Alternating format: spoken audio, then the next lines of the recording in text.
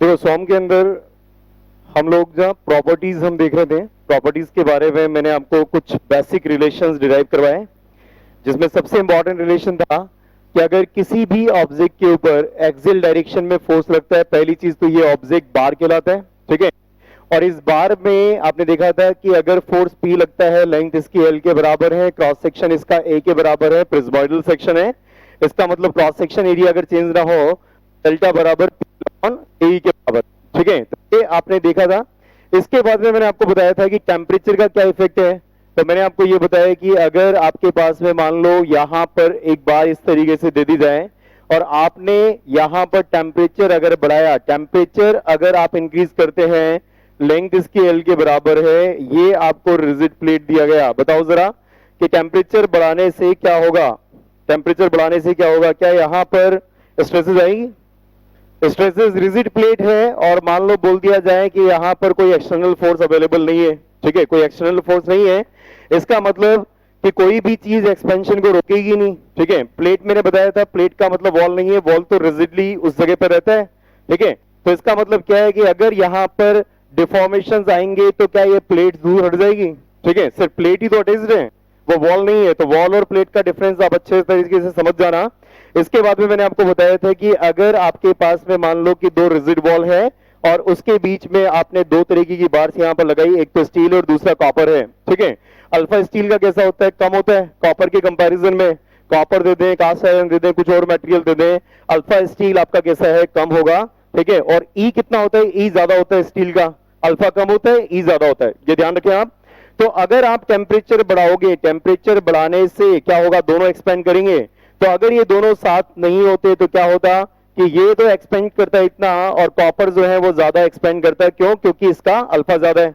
अगर अल्फा ज्यादा है तो क्या करेंगे, कहीं ना कहीं पर बीच में जाकर के ये एडजस्ट होंगे।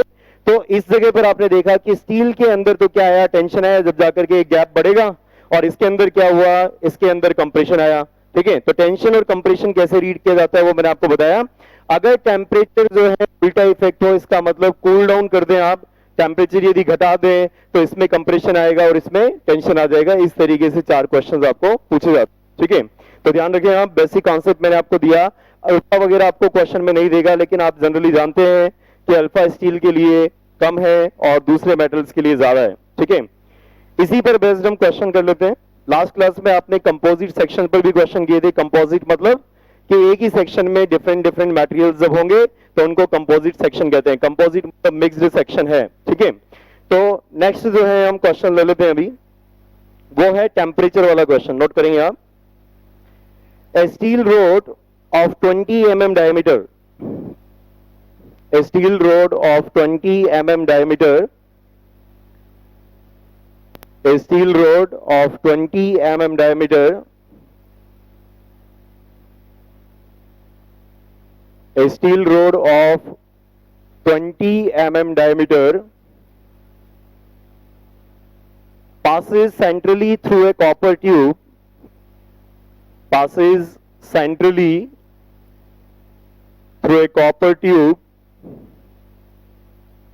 passes centrally through a copper tube of 50 mm external diameter, of 50 mm external diameter, 50 mm external diameter and 40 mm internal diameter, 40 mm internal diameter, 40 mm internal diameter. Note करो, the tube is closed at each end by the rigid plates. The tube is closed at each end by the rigid plates, by the rigid plate of negligible thickness,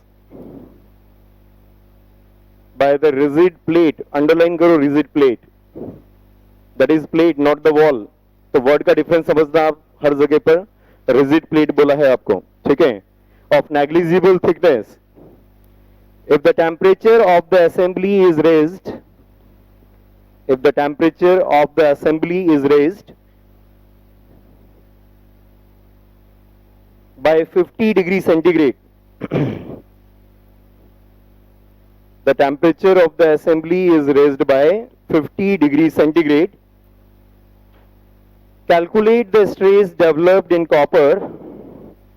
Calculate the stress developed in copper and the steel.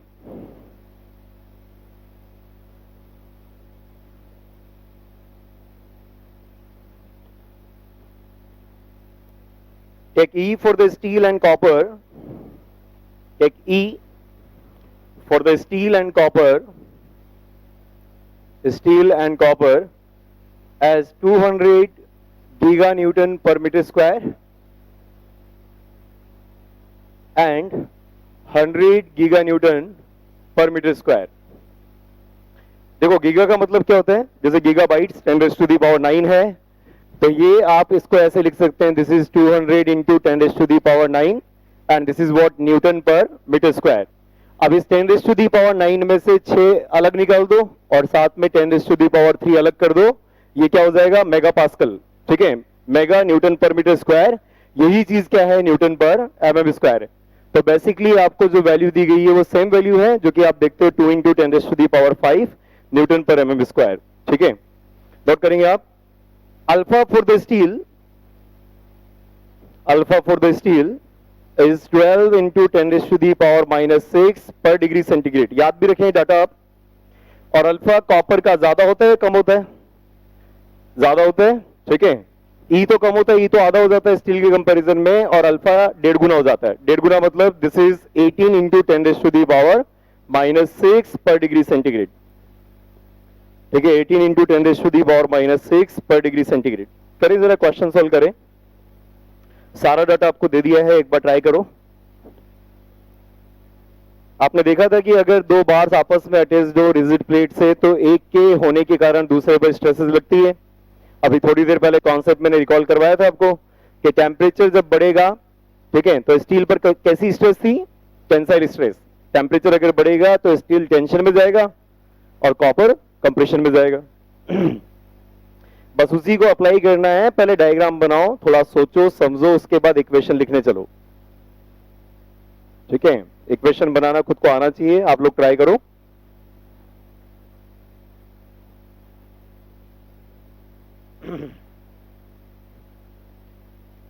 जिस तरीके से मैंने समझाया था ना, अगर वो diagram आप बना लोगे ना तो ऑटोमेटिकली आपका क्वेश्चन के अंदर इक्वेशन मिल जाएगी आपको. बहुत ही सिंपल है, लेकिन इसमें बहुत कंफ्यूजन आते हैं, बच्चे रट लेते हैं. ठीक है, लेकिन फिर बाद में दिक्कत आती है. तो जो डायग्राम मैंने बनाया था कि अगर ये दोनों आपस में नहीं जुड़े होते हैं तो कैसे कैसे जाते हैं, ठीक है, वो आप वहां पर पहले बना लो. ये तो था, देखो इंटरनली आप देखना जरा, ये आपकी रिजिड प्लेट है और इंटरनली क्या है, ये तो स्टील है. ठीक है, this material is of steel. और इसके आउटर साइड में क्या चीज आ रही है इस जगह पर, ये आउटर साइड में ये जो मटेरियल है ये कौन सा है, ये कॉपर है. आप आउटर साइड की अगर आप बात करें, ये वाला जो मटेरियल है ये तो आपको कॉपर दे रखा है. ठीक है, और साथ ही साथ में अंदर बीच में कॉन्सेंट्रिक आपका स्टील है जिसकी डायमीटर 20 mm है. इसकी साइज क्या दी हुई है, 50 mm एक्सटर्नल डायमीटर है. ठीक है, ये डायमेंशन आपको 50 mm दिया हुआ है, दिस डायमेंशन इज 50 mm. ठीक है, और अंदर से अंदर ये कितना है, दिस इज 40 mm. ठीक है, 50 mm and 40 mm dimensions are given. देखो इक्वेशन बनाने पे सब लोग फोकस करना कि इक्वेशन कैसे बनेगी. ध्यान दो, अगर मान लो सिर्फ स्टील यहां पर होता, ठीक है, ये कौन सा मटेरियल है, ये स्टील है. ठीक है, अगर ये किसी और चीज के साथ जुड़ा नहीं होता तो स्टील का फ्री एक्सपेंशन कितना होता, बता सकते हो आप मुझे कितना होता है, एल अल्फा डेल्टा टी इतना होता. और एल किसका आएगा, length of the steel, alpha of the steel और डेल्टा टी इतना आता. अब कॉपर यदि जुड़ा है तो कॉपर किस तरीके से जाएगा, कॉपर एक्सपेंड करेगा, कॉपर स्टील से ज्यादा एक्सपेंड करता अगर स्टील नहीं जुड़ा होता तो कॉपर में एक्सपेंशन कितना आता, this expansion was equal to कितना, L copper multiplied by alpha copper multiplied by delta T. लेकिन साथ में जुड़े रहने के कारण क्या होगा, कॉपर इतना एक्सपेंड नहीं कर पाएगा, कम करेगा. कॉपर तो कम करेगा और स्टील ज्यादा करेगा. ठीक है, और टोटल जो यहां पर एक्सपेंशन आएगा, क्या कॉपर और स्टील का एक्सपेंशन बराबर होगा, क्योंकि साथ में जुड़े हुए हैं, जितना कॉपर एक्सपेंड करेगा उतना स्टील भी एक्सपेंड करेगा. इक्वेशन आपकी ये बनेगी, the expansion in the copper, ठीक है, the expansion in the copper is same as the expansion in the steel. Temperature बढ़ाया था या घटाया था, आप देखो जरा क्वेश्चन के अंदर। टेम्परेचर जो है, temperature is raised bye 50 degree centigrade. अगर घटाते हैं तो हम एक्सपेंशन की जगह कॉन्ट्रेक्शन लिखते हैं, ठीक है। अब आप मुझे बता दोगे जरा, अगर आपको ये बात समझ में आ गई, ये डायग्राम समझ में आ गया, तो आप बड़े आराम से बता दोगे। देखो यहां लगा स्टील के ऊपर टेंशन, ठीक है, टेंशन, और जितना टेंशन स्टील पर लगा है क्या उतना ही कंप्रेशन भी लगेगा, क्योंकि सेक्शन में हमेशा फोर्सेस बैलेंस होते हैं। अब आरसीसी, पूरी आरसीसी में भी यही पढ़ा है, पूरी स्टील के अंदर भी यही पढ़ा है कि अगर कोई सेक्शन आप ले लेते हैं, उस सेक्शन के अंदर नेट कंप्रेशन और नेट टेंशन बराबर होता है, ठीक है। तो आप देखो जरा इस जगह पर क्या इक्वेशन बनेगी, the expansion in the copper is L copper multiplied by alpha copper multiplied by delta T. लेकिन ये तो कब होता, जब अकेला होता। स्टील के होने के कारण यहां कम एक्सपेंड करेगा, तो कम मतलब माइनस हो जाएगा। अब कितने से कम कम करेगा, तो यहां पर आप चाहें तो इसको सिग्मा सी लिख दें कि इस पर जो स्ट्रेस आ रही है वो सिग्मा सी के बराबर है। तो आप क्या लिख देंगे इसको, आप स्ट्रेन और स्ट्रेस में रिलेशन जानते हैं, the E of copper is sigma of copper divided by epsilon of copper, ठीक है। तो अगर एप्सिलॉन ऑफ कॉपर को आप ऐसा लिखें कि delta C of copper divided by the length of copper, ठीक है। तो ये डेल्टा सी कितना हो जाएगा स्ट्रेस की टर्म्स में, E C multiplied by L C, क्या इतना होगा ये डेल्टा सी, मतलब जो कंप्रेसिव फोर्स आया उसकी वजह से कितना कॉन्ट्रैक्शन में जाएगा, ये कितना जाएगा, तो कितना कम करना है वो पता लग गया आपको। तो that will be minus sigma C divided by E C and this is multiplied by L C. सही लिखा है मैंने। And this will be equals to similar equation यह आ जाएगी, लेकिन यहां पर अगर ये नहीं होता, ठीक है, तो कम इलोंगेशन था, इसके होने के कारण यहां पर प्लस होगा, माइनस नहीं होगा, प्लस होगा। तो this will B L steel multiplied by alpha steel multiplied by delta t plus, ठीक है, that will be sigma steel divided by E steel multiplied by length of the steel। खत्म हो गया काम। अब जैसे ही इस इक्वेशन को लिखा काम खत्म है। तो जो मैं कॉन्सेप्ट देता हूं आपको प्योरली जो है वो मैथमेटिकल कैलकुलेशन में जो कॉन्सेप्ट लगता है उस हिसाब से दिया जाता है, तो आप हमेशा वैसे ही लर्न करो। समझे आप मेरी बात को। मैं हमेशा से यही कॉन्सेप्ट दे रहा हूं आपको कि अगर ये नहीं होता तो कितना एक्सपेंड करता है, इसके होने के कारण क्या हो रहा है, वही आपने इक्वेशन में लगा दिया, ठीक है। रखें जरा डाटा, एक एक करके डाटा पुट करो।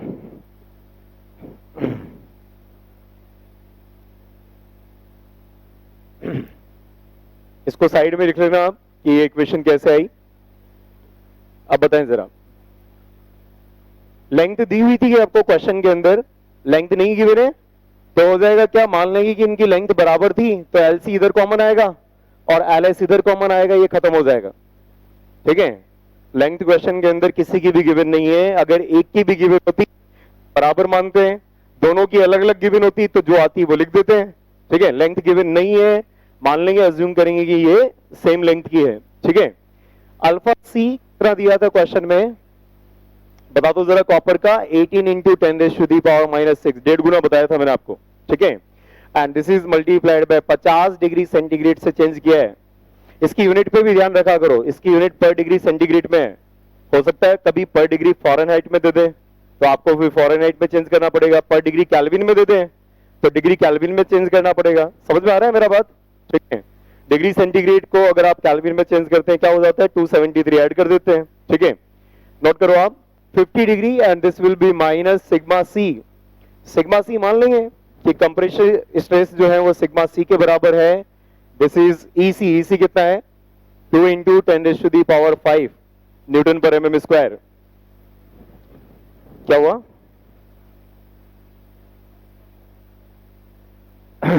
अच्छा 18 इंटू 10⁻⁻6 दिया ना मैंने।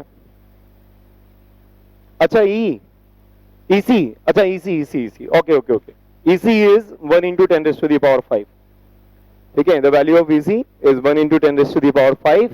This is equal to 12 into 10⁻⁻6 multiplied by 50 and this will be plus sigma s divided by 2 into 10⁵, ठीक है, खत्म। तो इसमें सिग्मा सी और सिग्मा एस में रिलेशन आ जाएगा।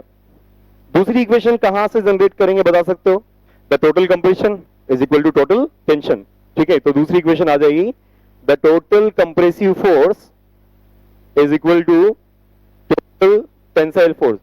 जब भी आपको अननोन इंट्रोड्यूस करे ना, तो सीधी बात है, दो अननोन चल रहे हैं, एक तो सिग्मा सी चल रहा है और एक सिग्मा एस चल रहा है, तो दो अननोन के लिए दो इक्वेशन बनानी पड़ेगी। एक इक्वेशन आप बना चुके हैं, दूसरी इक्वेशन कंप्रेसिव फोर्स कितना होगा, sigma C multiplied by copper का एरिया, कितना है कॉपर का area, that is pi by 4 multiplied by 50 का स्क्वायर माइनस दिस इज 40 का स्क्वायर। कॉपर एक ट्यूब में है, ठीक है, जिसके आउटर डायमीटर 50 है और इंटरनल डायमीटर 40 है, and this is equal to tensile force, ठीक है, कितना है tensile force, that is sigma S multiplied by pi by 4 multiplied by 20 का स्क्वायर, 20 दिया था डायमीटर, ठीक है। तो दोनों इक्वेशन से जरा सॉल्व करो, आंसर्स मिल जाने चाहिए आपको।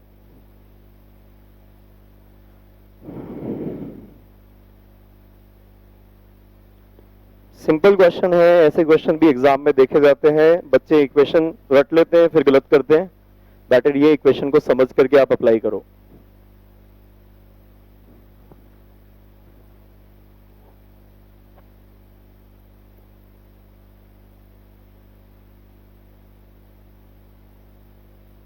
ठीक है, 14.117 sigma C, sigma C is 14.117,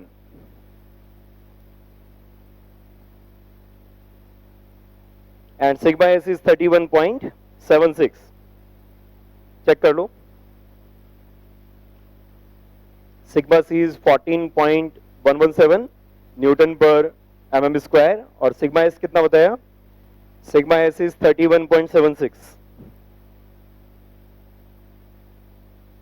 these are the answers. Answer निकालना कोई बड़ी बात नहीं है, लेकिन इक्वेशंस को समझ करके अप्लाई करना जरूरी चीज है, ठीक है, समझ में आया।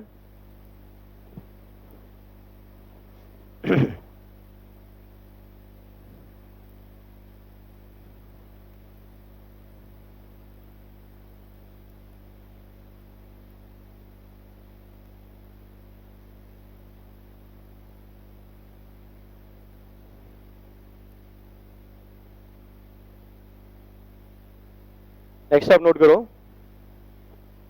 the analysis of the bar of the uniform strength, the analysis of the bar of the uniform strength।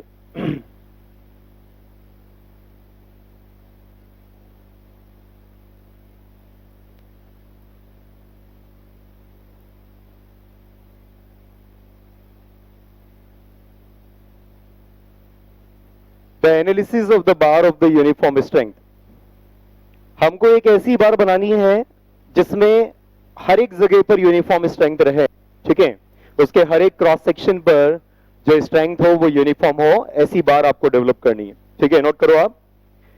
Uniform strength means, the bar of uniform strength means, पूरा लिखना, the bar of uniform strength, क्योंकि ऐसी ही बात हम beam में भी करेंगे, ठीक है, तो वहां आएगी यूनिफॉर्म स्ट्रेंथ की बीम, और यहां पर हम बात करें यूनिफॉर्म स्ट्रेंथ की बार, ठीक है, तो पूरा लिखना, the bar of uniform strength means the stress is same throughout the cross sections, the stress is same throughout the cross section,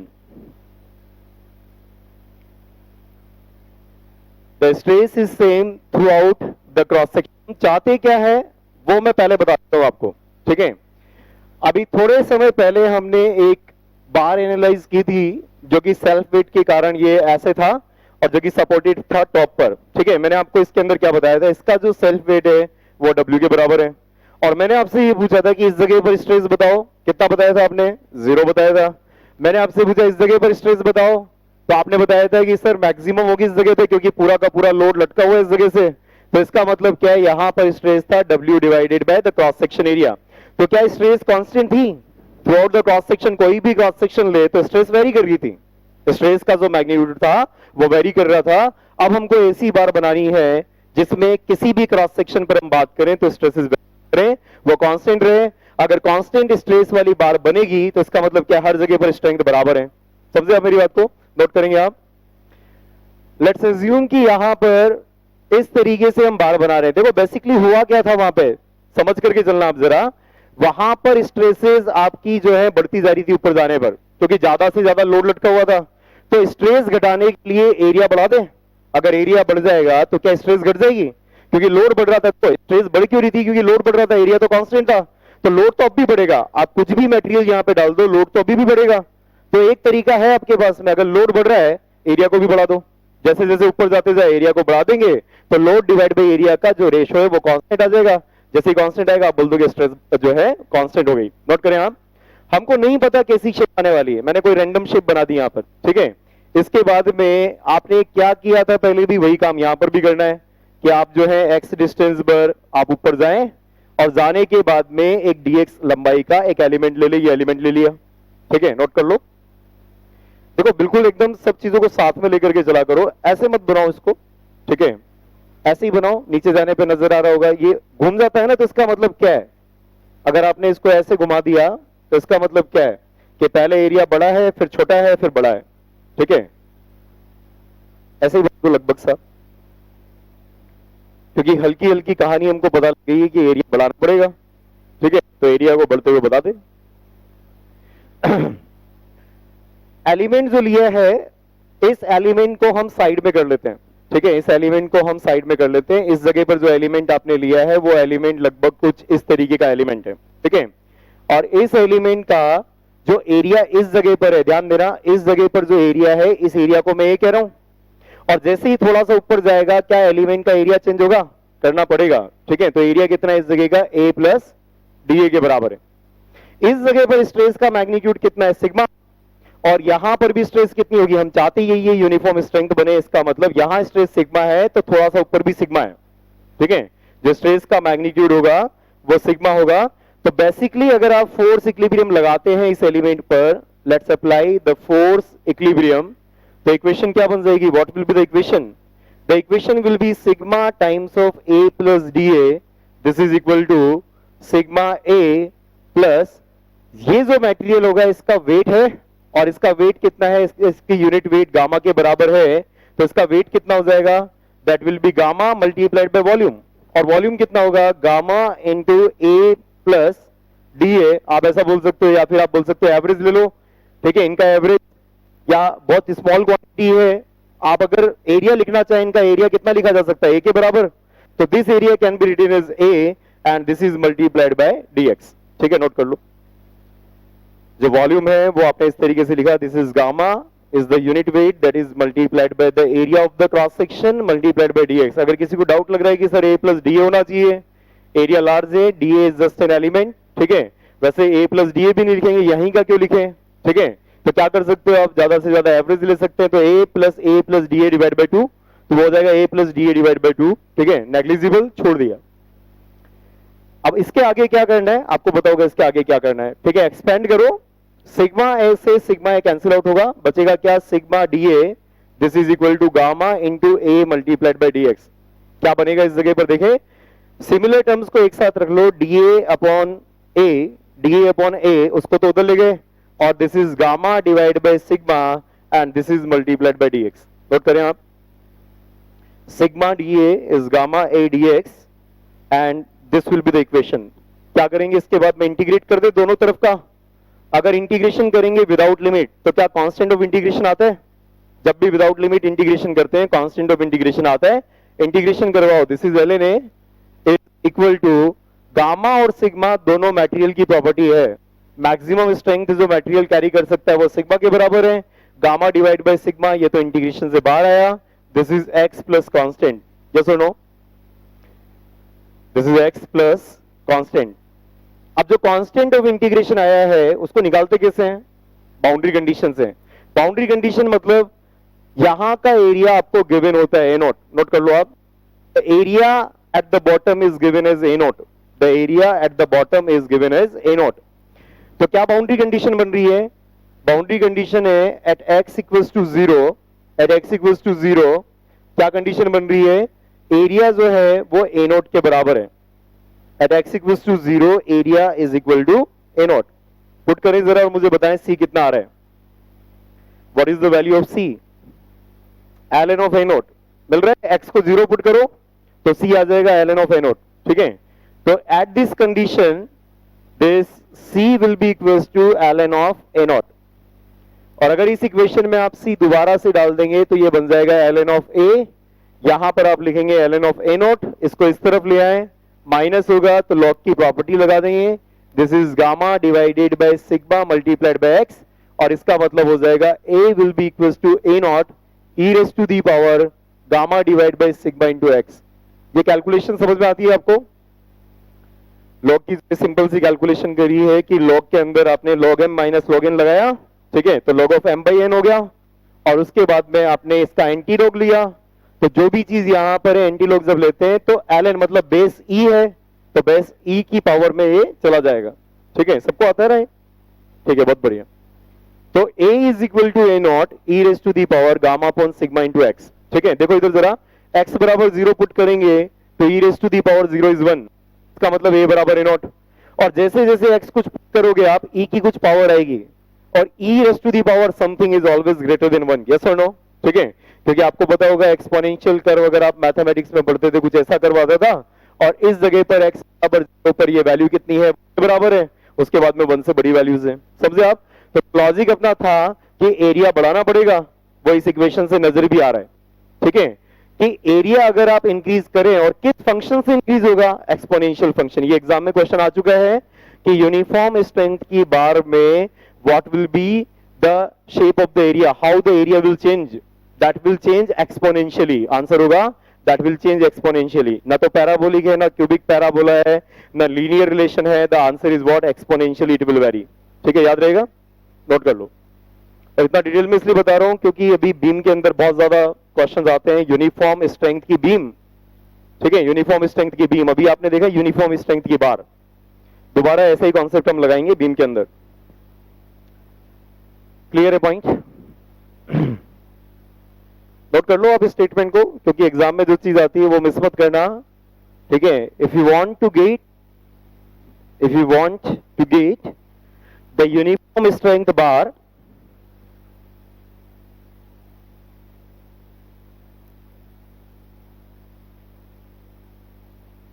then the bar area will be increased exponentially from bottom to top. Then the bar area will increase exponentially from bottom to the top. Note कर लिया? ठीक है, छोटा सा topic था, note कर लो, इस पर बेस्ड एक क्वेश्चन नोट कर लो। A vertical bar is fixed at the upper end. A vertical bar is fixed at the upper end.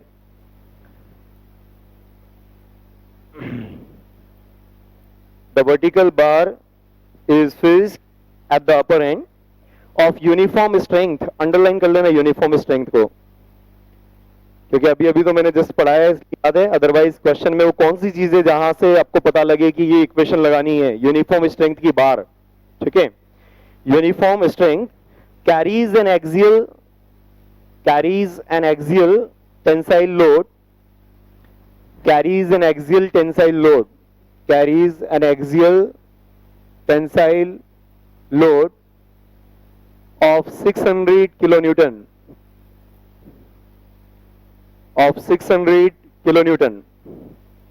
carries an axial tensile load of 600 kilonewton. The bar is 20 meter long.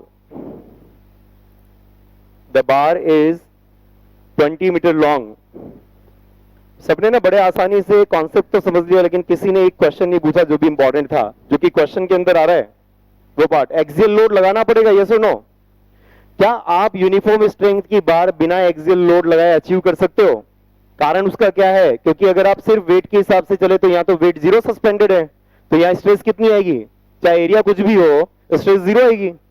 तो initial stress कैसे आएगी, जब यहाँ पर कुछ ना कुछ load अटका पड़ा रहेगा, लोड लगाएंगे P, तो इनिशियल स्ट्रेस कितनी आ जाएगी, sigma, that is equal to P divide by area, ठीक है। और इतनी स्ट्रेस जो है आप आगे जाकर के अचीव करते जाएंगे, क्योंकि लोड के साथ में वेट बढ़ता जाएगा, ठीक है, वेट बढ़ने के साथ साथ आपको एरिया बढ़ाना पड़ेगा, तब जाकर के स्ट्रेस जो है कांस्टेंट रह पाएगी। समझे मेरी बात को? अगर आप स्ट्रेस ना लगाएं, यहाँ पर फोर्स ना लगाएं, तो इस जगह पर तो कोई भी वेट सस्पेंडेड नहीं है, तो स्ट्रेस का मैग्नीट्यूड जीरो आएगा। क्या अचीव करना चाहते हैं, सब जगह पर कांस्टेंट स्ट्रेस, इस वजह से आपको एक इनिशियल लोड लगाना पड़ेगा, जो कि क्वेश्चन में मेंशन है 600 किलो न्यूटन का, ठीक है, नोट करो। The bar is 20 metre long, the bar is 20 metre long and having the weight per unit volume, the bar is 20 meter long and having the weight per unit volume, क्या दिया है ये आपको, the weight per unit volume, this is 0.00008 Newton per mm cube, the weight per unit volume is 0.00008 Newton per mm cube. If the area of the bar at the lower end, if the area of the bar at the lower end is 400 mm square, is 400 mm square, then find the area at the top end. Then find the area at the top end या फिर upper end. आपको इस जगह पर area निकालना है, आपको कहीं पर भी एरिया निकालने के लिए बोला जाए आप निकाल सकते हैं, ठीक है। आपको बोलते मिडवे में निकालो तो क्या करना पड़ेगा, x की जगह पे 10 पुट करेंगे, 20 मीटर की टोटल लेंथ दे रखी है। अभी आप x की जगह क्या पुट करोगे इस इक्वेशन में एरिया निकालने के लिए, क्योंकि आपको एरिया कहां निकालना है, यहां, तो x की जगह पर हम लेंथ पुट कर देंगे जो कि क्वेश्चन में 20 मीटर दे रखी है, ठीक है। करें, सिंपल है। अगर ये इक्वेशन आप लगाना जानते हैं, ठीक है, ये इक्वेशन आपको बताए तो एरिया सीधा सीधा निकल जाएगा। a is equal to A naught, कितना था, 400 mm square multiplied by E raise to the power gamma, gamma कितना है 0.00008। सारा काम न्यूटन और एमएम में करते हैं अपन पहले से ही, इसीलिए बताया हुआ है मैंने आपको, सोम में, आरसीसी में, स्टील में सारा काम न्यूटन और एमएम में करो, तो आपको कन्वर्ट करने की जरूरत नहीं पड़ेगी। न्यूटन और एमएम क्यूब में दिया हुआ है, यही पड़ा हुआ है, ठीक है। तो this is gamma divide by sigma, sigma कितना, लोड डिवाइड बाय, लोड कहां गया, द लोड इज 600, तो 600 इंटू 10⁻³ न्यूटन में डिवाइडेड बाय, ये सिग्मा हो गया, and this is multiplied by length, length कितनी है 20 मीटर, यानी कि 20,000। एमएम में पुट करेंगे सारा काम, एमएम में न्यूटन में करें, ठीक है। तो बता दें आप जरा कि एरिया कितना आ रहा है, बहुत ही छोटा सा चेंज आएगा लेकिन जो आ रहा है वो बताओ, 400.428 mm स्क्वायर, ठीक है, 400.428 mm स्क्वायर। बॉटम पर एरिया 400 था, टॉप पर जाते जाते एरिया 400.428 mm स्क्वायर आ गया। अगर मैं आपसे मिड डेप्थ पर पूछता तो आपको x को कितना पुट करना पड़ता, x is equal to 10 metre. सारा काम न्यूटन और एमएम में हैबिट डाल लो, अगर आप यूनिट की गलती नहीं करना चाहते हैं न्यूटन और एमएम में हैबिट डाल लो, ठीक है। ट्रांसपोर्टेशन में मत करना, ट्रांसपोर्टेशन में किलोग्राम सेंटीमीटर में करना, ठीक है, बहुत बढ़िया। आगे चले, एक क्वेश्चन लेते हैं, नोट करो आप। स्टैटिकली इनडिटर्मिनेट प्रॉब्लम, हेडिंग डाल लो, स्टैटिकली इनडिटर्मिनेट प्रॉब्लम। लेकिन ये इक्वेशन ना लोग लगाना भूल जाते हैं, क्या करें क्या करें सोचते रह जाते हैं। तो कीवर्ड पे ध्यान रखना, यूनिफॉर्म स्ट्रेंथ क्वेश्चन में मेंशन था, ठीक है, यूनिफॉर्म स्ट्रेंथ, ठीक है, तभी जाकर के ये इक्वेशन लगेगी। नेक्स्ट आप हेडिंग डालेंगे, the statically indeterminate bar, the statically indeterminate bar,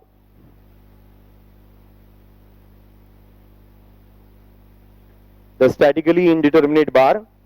सीधा क्वेश्चन से इस कॉन्सेप्ट को हम समझेंगे, नोट करो आप। क्वेश्चन है, a prismatic bar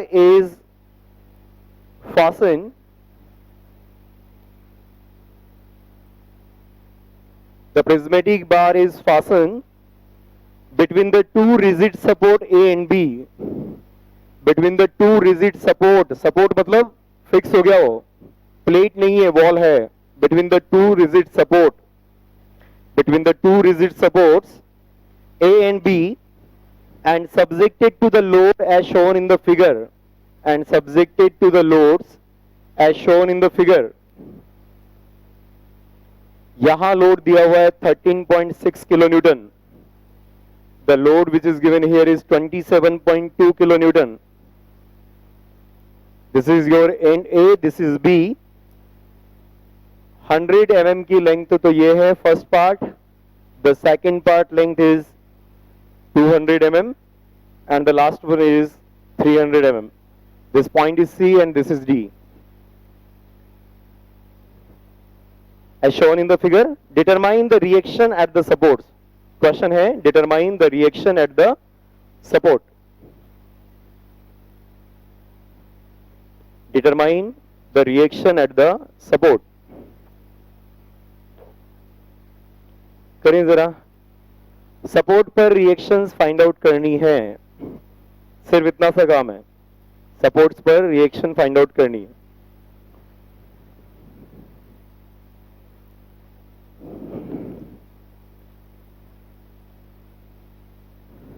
कितने अननोन से बता सकते हैं आप मुझे?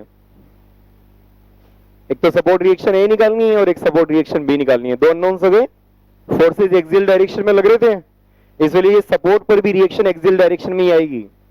ठीक है, तो बेसिकली जब आप इसका फ्री बॉडी डायग्राम बनाएंगे, जब आप इसका एफबीडी बनाएंगे, तो एफबीडी कैसा बनेगा देखना जरा। एफबीडी बनेगा, ये तो आपने बार बना दिया, ठीक है, ये दो पार्ट में यहां पर लोडिंग लग रही है, एक लोड है 13.6 और दूसरा लोड लगा हुआ है 27.2। ध्यान दो, सपोर्ट की रिएक्शन में मान लेता हूं, कहां माने आप बोलोगे? जिस डायरेक्शन में मान लेंगे, डायरेक्शन की परवाह किए बिना आप कुछ ना कुछ जो है सपोर्ट रिएक्शन मान लो अननोन में। इस जगह पर रिएक्शन मैंने मान ली आ रहे, और अगर आप चाहते हो कि मैं इसी डायरेक्शन में एक रिएक्शन और मान लूं, जैसे इस डायरेक्शन में मान लिया आपने, मान लेते हैं दिस रिएक्शन इज आरबी, मान लिया आपने। इस पूरी बार के अंदर सिर्फ हॉरिजॉन्टल डायरेक्शन में फोर्सेस थे, तो सपोर्ट में भी हॉरिजॉन्टल डायरेक्शन में फोर्स आएंगे, इसको आपने आर ए मान लिया और इस जगह पर सपोर्ट रिएक्शन आपने आर बी मान लिया। ठीक है, आप देखो जरा, अगर सॉल्व करने के बाद में आर ए पॉजिटिव आता है तो जिस डायरेक्शन में माना वैसा ही है, अगर आर बी भी आपका पॉजिटिव आता है तो जिस डायरेक्शन में माना वैसा ही है। ठीक है, अब क्या करेंगे, ये आपने एफबीडी बनाया फ्री बॉडी डायग्राम, मतलब जानते हैं इसका फ्री बॉडी डायग्राम का क्या मतलब है? आपने सपोर्ट्स को फ्री कर दिया है। ठीक है, और सपोर्ट्स को फ्री करने के अलावा सपोर्ट ने जो किया था, सपोर्ट खींच के रख रहा था, ये रिएक्शन आपने लगा दी। क्या करेंगे, इस बार की इक्विलिब्रियम के लिए the bar will be in equilibrium. ठीक है, तो इससे इक्विलिब्रियम से क्या इक्वेशन आ जाएगी आपके पास में? पहली इक्वेशन आप लगा सकते हैं कौन सी? Summation of f x is equal to 0। पहली इक्वेशन ये लगा सकते हैं कि summation F x equal to 0 होगा, किसी भी एक डायरेक्शन को एक्स मान लो, ये मैंने एक्स मान लिया। तो पहला फोर्स आ रहे कैसे आ रहा है? -6 में आ रहा है, तो this reaction will be minus R A, पहला तो माइनस आर ए हो गया। दूसरा देखो क्या प्लस डायरेक्शन में है, तो this will be plus 13.6 plus 27.2 plus R B, this is equal to 0। This is my first equation. क्या पहली इक्वेशन लिखने में दिक्कत है? Summation F x equal to 0 structures में बेसिक इक्वेशंस आप बनाते हैं। दूसरी इक्वेशन बता सकते हो कि दूसरी इक्वेशन क्या बनेगी? क्या बनेगी? क्योंकि दो अननोन है आर ए और आर बी, एक इक्वेशन तो फोर्स इक्विलिब्रियम से आ गई, दूसरी इक्वेशन हम कैसे डेवलप कर सकते हैं? सोचो थोड़ा सा और बताओ। क्वेश्चन में दिया गया है कि these are rigid supports. Rigid support, rigid मतलब जो डिफॉर्म ना हो, जो मूव ना करें। ठीक है, तो ये डिफॉर्म नहीं होगा, तो जितना भी इनका इलोंगेशन या कंप्रेशन होगा वो टोटल कितना होगा? डेल्टा 0 के बराबर होगा। ठीक है, तो दूसरी जो इक्वेशन है वो इस वर्ड के कारण आ रही है। अगर बोल दिया जाए कि ए एंड डिफॉर्म हो जाता है, ठीक है, 10 mm से डिफॉर्म हो जाता है लेफ्ट साइड में, तो इसका मतलब क्या? Delta is equal two plus 10 mm। समझ लो आप मेरी बात को, मैं ध्यान से समझो, गेट और आईएएस में ऐसे ही घुमाया जाता है बस। ठीक है, तो अभी तो मैं आपको रिजिड एंड वाला क्वेश्चन करवा रहा हूं। मान लो क्वेश्चन जब एग्जाम में आए तो आपसे बोल दें कि रिजिड ए जो है वो लेफ्ट साइड में डिफॉर्म हो गया 10 mm से, तो इसका मतलब लेफ्ट में डिफॉर्म होगा तो 10 mm का एक्सटेंशन हुआ है, क्योंकि बार तो राइट में थी। ठीक है, तो 10 mm लेफ्ट में जाने का मतलब है इसकी लंबाई 10 mm से बढ़ गई, तो डेल्टा बराबर प्लस 10 mm कर देंगे। और मान लो राइट में डिफॉर्म हो जाए 10 mm से, तो क्या कर देंगे? यहां पे -10 mm करके आप इक्वेशन लिख देंगे। ठीक है, सिंपल है बिल्कुल, फंडामेंटल्स इनको पकड़ के चलो। और डेल्टा कितना होता है एक्सियल लोडिंग में? डेल्टा बराबर PL/A, इसके अलावा कुछ यूज करेंगे नहीं। ठीक है, तो यूज करें जरा। तो delta is basically delta 1 plus delta 2 plus delta 3। ठीक है, delta is equal to delta 1 plus delta 2 plus delta 3। लगाएं जरा इक्वेशन। तो पहले पार्ट में जो रिएक्शन है वो किसके बराबर है? आर ए के बराबर। अगर मैं यहां पर फोर्स इक्विलिब्रियम लूं तो क्या मुझे आर ए फोर्स मिलेगा? ठीक है, तो आर ए टेंशन में मैंने इसीलिए लिया था ताकि मुझे माइनस नहीं करना पड़े। ठीक है, तो यहां पर आपका आर ए टेंशन में है, तो आप लिखोगे आर ए, ठीक है, multiplied by length of this section 100 mm PL divided by AE, ए कितना है? अगर नहीं गिवन है कोई बात नहीं, या अलग अलग गिवन है सबके? नहीं गिवन है, छोड़ो, तो एरिया लिख देते हैं, क्योंकि areas of cross section diagram देखने से एक जैसे नजर आ रहे हैं, ए लिख देंगे, और वैसे भी जीरो में जाने वाला है तो सब चला जाएगा, ठीक है। जिन चीजों के बारे में जानकारी नहीं है वो जीरो में चली जाएगी। मल्टीप्लाइड बाई ई, मटेरियल, तो कुछ दे रखा है आपको ई के बारे में? नहीं दिया हुआ है, छोड़ो, ये भी ई लिख देंगे आप यहाँ पर।